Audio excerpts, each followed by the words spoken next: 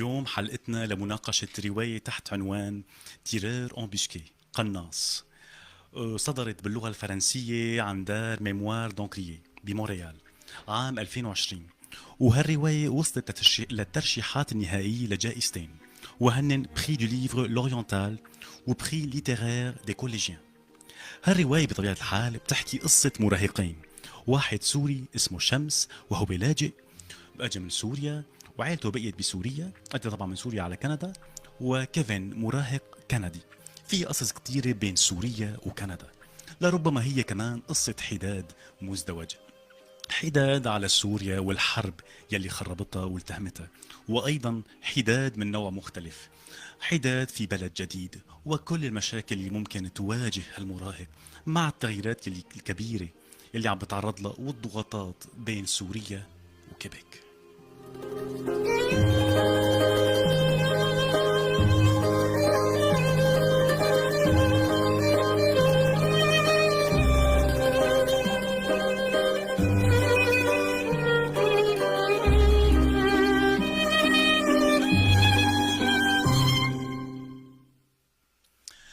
اليوم رح نناقش هالرواية مع الكاتبة، وهو ضيفي اليوم بالاستوديو، ورح يكون حوارنا باللغة الفرنسية كون ضيفي بيرتاح يحكي بهاللغة ويعبر فيها. مستمعينا رحبوا معي بالكاتب الكندي من أصل سوري أرمني جون بيير غوركينيون. Bonsoir Jean-Pierre et bienvenue à l'Hawa Souri. Un grand plaisir de vous recevoir aujourd'hui parmi nous. Merci beaucoup, Jade, pour l'invitation. Avec plaisir Jean-Pierre. قبل ما نبلش حلقتنا اسمحوا لي أعرفكم عن ضيفي بكلمات. هو من مواليد مونريال من أبوين سوريين، حاصل على إجازة بالهندسة المدنية ضمن مجال إدارة الموارد المائية، لكن شغفه بالكتابة والصحافة خلاه يترك مجال الهندسة ويركز على الكتابة والفنون والصحافة. برصيده لليوم 3 روايات رح أذكر منها ريسكابي عام 2015 وهي عنوان الناجي، وديسيدون المنشق عام 2023، وله عدة مقالات بجريدة لدوفوار، كما أنه يساهم بكتابة سيناريو لبرامج ومسلسلات للتلفزيون بكيبيك. يلي بيقرأ مقالاته أو كتبه رح نلاحظ رغبة جون بيير وفضوله الدائم لنسج علاقات بين الشرق والغرب، وخاصة بين سوريا وكيبيك. كتبوا عن سوريا والحرب السورية واللاجئين السوريين بكندا.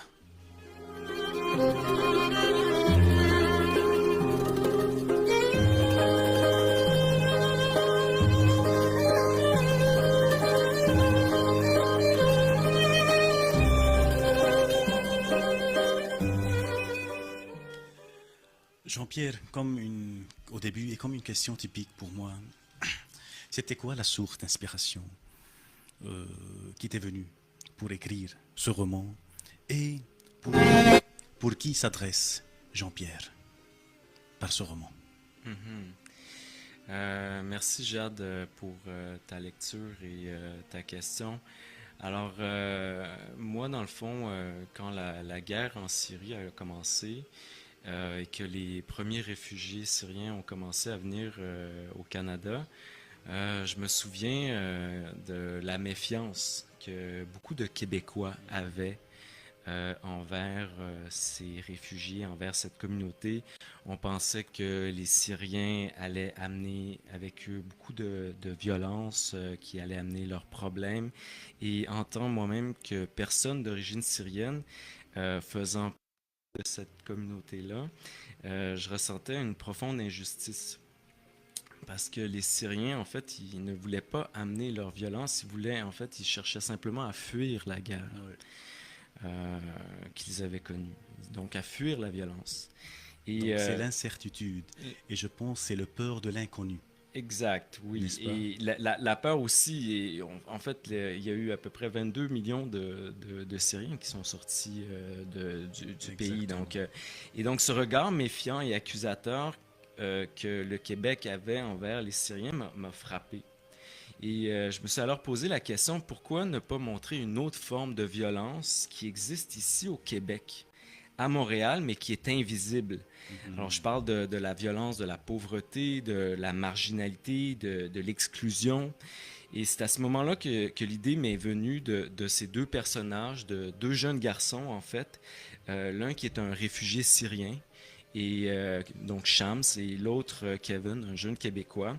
Et chacun porte en lui une forme de violence, l'une qui est plus visible, donc celui de la guerre qu'on a vu beaucoup à travers les médias, les journaux, et l'autre, Kevin, qui porte en lui une violence qui est plus sournoise, qui est plus invisible, celle de la pauvreté, celle de l'exclusion, celle de la marginalité. Et c'est là que cette idée de mettre ces deux violences en parallèle est venue. Euh, c'est un roman que j'ai écrit beaucoup en pensant aux jeunes. Il a été finaliste au prix littéraire des collégiens et je pense C'est que ça. c'est un film, un roman que j'ai voulu lire moi-même quand j'avais 18 ans. Parce que à cette époque, quand j'ai écrit, à cette époque, quand j'avais 18 ans, il n'y avait pas de du Québec et de la Syrie. Donc j'ai comme voulu écrire pour cette audience-là, pour cette jeunesse-là. Donc, comme, disons, dans cette roman, vous adressez plus au début pour les collégiens et les euh, teenagers, j'imagine, Ben, je avant, dirais, au je début. dirais aux jeunes adultes. Moi, quand j'ai écrit ce roman-là, j'avais ce lectorat en tête, mais aujourd'hui, j'ai beaucoup de gens qui lisent ce roman de tous âges, en C'est fait, sûr. qui sont vraiment passionnés par, qui sont intéressés par la guerre en Syrie, qui sont intéressés par Alep, qui sont intéressés par la culture syrienne, par le Québec. Donc, Oui, savoir les nouvelles. Comme tu as mentionné Alep, parlons d'Alep, je sais que tu as visité Alep deux fois, mhm, 2017 et 2018. mhm. Ces deux visites, qu'est-ce qu'ils ont ajouté pour ce roman? Et penses-tu que ça sera un différent roman sans cette visite? Oui, merci pour la question, Jade. Oui, les visites à Alep ont été vraiment très déterminantes pour écrire ce roman-là parce que j'ai vraiment eu un accès privilégié au terrain à Alep. Et je pense que c'est quelque chose qui a été très apprécié des lecteurs. Je pense que dans le livre, on peut vraiment sentir la géographie d'Alep. Et pour moi, c'était vraiment important de le représenter le plus fidèlement possible parce qu'il y a tellement eu de choses, d'images qui ont été dites sur la guerre en Syrie. Que mon objectif, et ces images-là étaient très fragmentées. Et moi, j'avais vraiment envie de prendre le lecteur par la main et de l'emmener à travers les rues d'Alep avant la guerre et pendant la guerre. J'ai vu ça. Et pour ça, j'avais vraiment besoin d'être dans la ville, un peu comme un peintre met son tableau là, devant un paysage pour le dépeindre. J'avais envie de faire ça avec Tireur embusqué. Découvrir la vraie vie des gens et les horreurs et qu'est-ce qui se passe. Et j'ai aimé quand tu as dit une visite privilégiée, je pense c'est à cause de ton cousin aussi, Géo, et ta famille, tu as aussi ta tante qui habite là-bas. Oui, Ça aide beaucoup de oui. donner une vraiment. Ils racontent leur vie de chaque jour. Oui, j'ai eu cette chance-là d'être vraiment au sein d'une famille syrienne en temps de guerre et ça, je pense que c'est ça qui donne toute cette authenticité au roman. Vraiment. Que tu seras plus proche et plus profond et vrai. Mhm, Ce qui était en train d'écrire. Ouais, ouais, ouais. Au début de ce roman aussi, tu avais s'exclamé en se posant cette question. Comment la mort peut-elle divertir les gens à ce point? De nos jours, et avec ce qui se passe à Gaza, la mort est-ce que devenue de plus en plus un moyen de divertissement pour certains? Est-ce qu'on s'est habitué à voir mhm, la mort et peut-être mhm, entendre les nouvelles de chaque jour et mhm. comme si c'est rien, oui, des Mhm. nombres. Ce ne sont pas des Euh, personnes. oui, je pense, comme tu dis, qu'il y a une désensibilisation. Je pense qu'il y a même une volonté d'éviter de voir la mort parce qu'on a peur que ça heurte les sensibilités. Moi, je me souviens les premières images que j'avais de l'invasion de l'Irak en 2003. On regardait les images dans le salon, là, les bombardements à la télévision, on voyait que c'était comme, presque comme un feu d'artifice, en fait, là. Et ça me touchait beaucoup parce que je me disais, mais il y a des gens en dessous de ces bombes-là qui reçoivent ça sur leur tête. Et ces gens-là, on les voit pas, on vit pas on vit pas ce drame-là.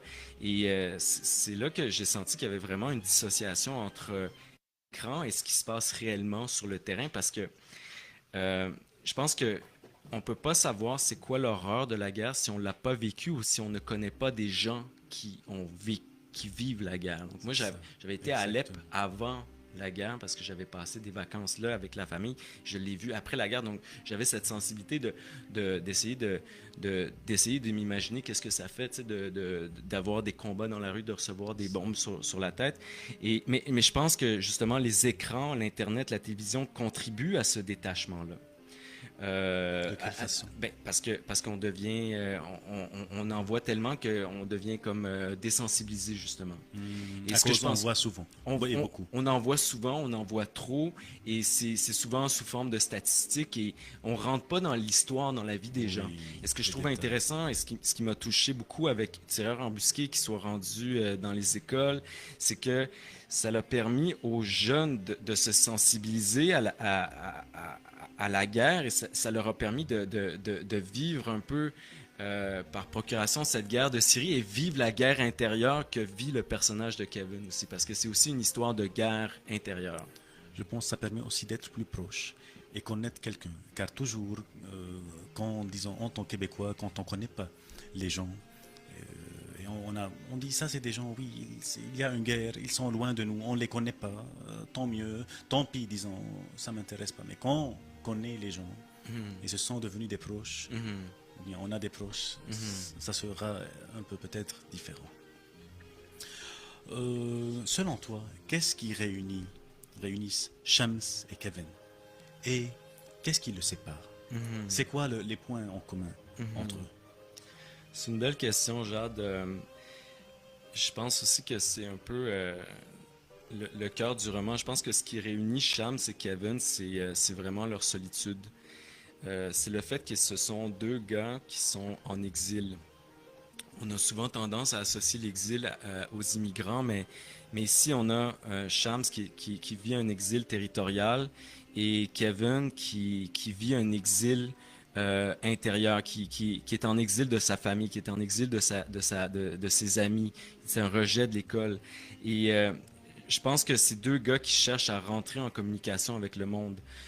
Shams est mieux outillé que Kevin parce qu'il a une tante qu'il aime, il y a une fille aussi qu'il aime, mais Kevin, il a personne. Et même les gens se moquent de Kevin. Et je pense que tragiquement, le plus grand drame de Kevin, c'est de vouloir ressembler à Shams.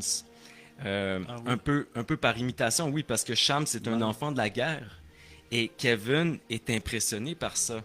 Kevin pense que pour être un homme, il faut épouser une idéologie guerrière. Il pense qu'il faut être bagarreur. Et je Faire pense sans que, bataille. exact. Et je pense que c'est ça qui va mener Kevin vers son drame. Wow, ok. Et cela me fait penser que Kevin aussi, il y aura beaucoup de Kevin euh, à Oui, Montréal et à Québec. ben, on en connaît tous des Kevin, des gars qui sont tout seuls, qui vivent la marginalité, l'exclusion, qui sont sur le point de commettre des bêtises, Des des crimes. Kevin, des crimes, des folies meurtrières, comme il s'est passé à Québec, un mec qui débarque dans une mosquée qui tue Oui, 14 personnes. exactement. Donc des gens qui ont ce mal-être, donc cette espèce de guerre qui les ravage de l'intérieur, là. Cette guerre invisible qu'on ne voit pas. Avoir le spotlight Exact. sur lui. Ouais, ouais, ouais. Il y avait aussi une expression qui m'a touché et ça m'a fait penser à certains moments, mauvais souvenirs durant la guerre. Mhm. T'as dit, j'ai l'impression qu'une balle m'apporterait un calme immense. Mhm. Ça doit être pour ça qu'on Mhm. dit appuyer sur la détente. Mhm. Shams a-t-il trouvé son calme? Mhm. En fait, cette phrase-là, Jade, je fais un clin d'œil à une chanson d'un rappeur ici québécois qui s'appelle Corias. Ça s'appelle Devenir fou. Et je pense que c'est Shams qui reprend les paroles de Corias. Est-ce que Shams trouve une paix finalement? Je pense que Shams va toujours se sentir en exil Et c'est ça que je sens des gens qui sont en exil territorial, qui sont en exil de leur pays, c'est que la souffrance ne disparaît jamais. On peut un jour la rendre plus supportable, mais la souffrance de l'exil, elle demeure toujours vivante. Je pense qu'on guérit jamais de l'exil, surtout quand on a quitté un foyer, quand on a quitté une famille.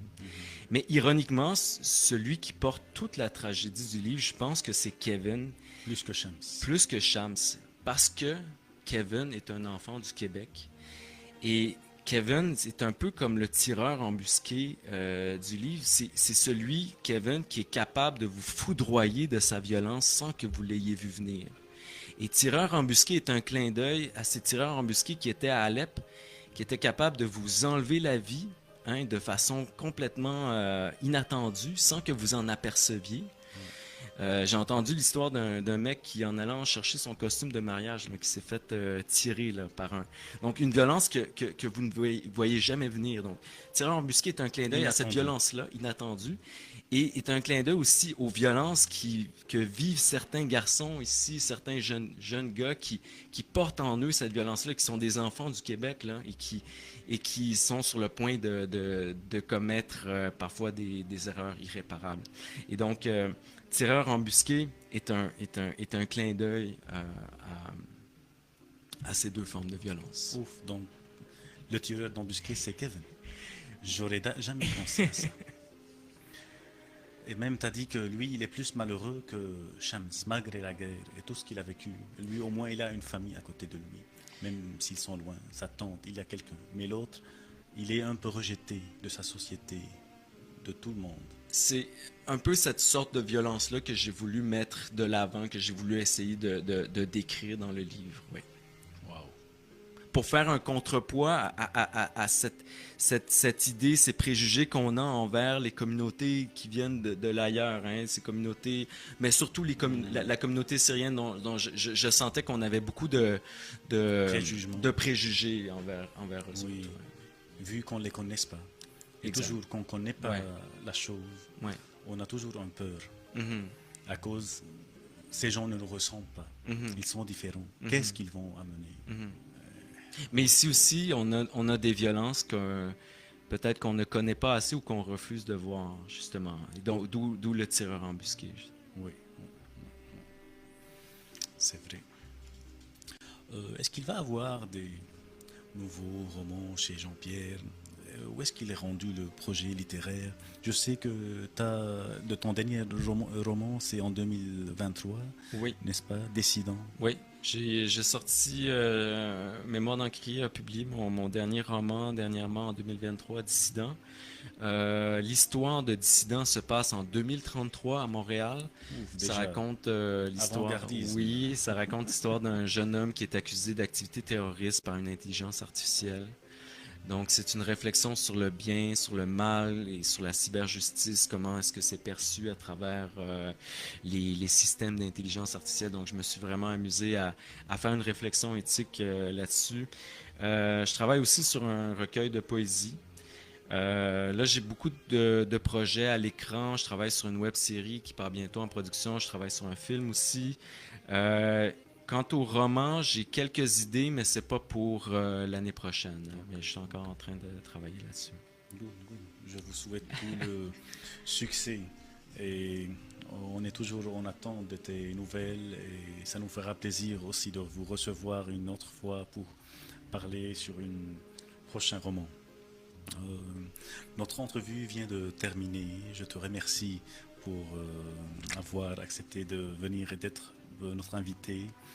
Est-ce que tu as un dernier mot pour nos auditeurs syriens, arabes, que tu aimes leur adresser, el Hawasouri, bien sûr?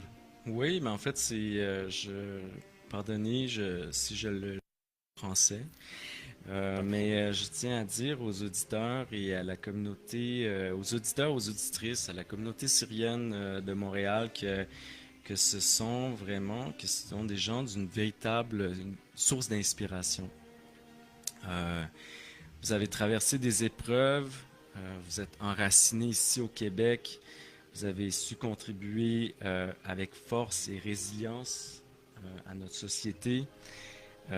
Et malgré les préjugés, les étiquettes qu'on peut vous coller, vous avez toujours prouvé que vous êtes des personnes travaillantes, déterminées et surtout pleines de générosité.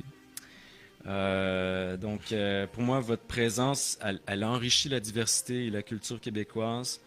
Alors, Jade, en ton nom, en mon nom, en nom de tout le monde, je vous remercie d'être un exemple de courage et de persévérance. Continuez d'inspirer et de bâtir, car vous êtes une véritable atout pour ce pays. ميرسي جون بيير سا me touche beaucoup. آه، مستمعينا حلقتنا وصلت لنهايتها، على امل تكون نالت اعجابكم وفرصه كانت نعرفكم على كاتب كندي من اصل سوري، ويكون عندكم فضول بركي لقراءه هالروايه. بشكر وفائكم، موعدنا بيتجدد ان شاء الله الاسبوع القادم.